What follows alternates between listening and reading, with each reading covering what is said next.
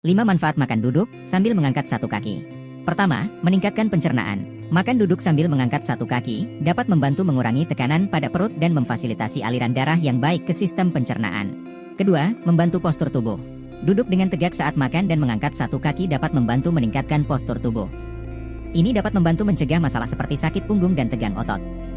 Ketiga, merangsang peredaran darah. Mengangkat satu kaki saat duduk mungkin bisa membantu meningkatkan aliran darah ke bagian tubuh tertentu. Ini dapat membantu dalam sirkulasi darah yang lebih baik dan memberikan manfaat kesehatan tambahan. Keempat, meningkatkan fokus. Melakukan tindakan yang tidak biasa seperti mengangkat satu kaki saat makan dapat membantu meningkatkan kesadaran dan fokus saat makan. Ini dapat membantu Anda lebih memperhatikan makanan yang Anda konsumsi dan merasakan kenyang dengan lebih baik. Kelima, mengurangi makan berlebihan.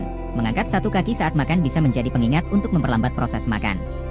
Ini dapat membantu mengurangi kebiasaan makan berlebihan dan memungkinkan otak Anda untuk memberi sinyal kenyang dengan lebih baik.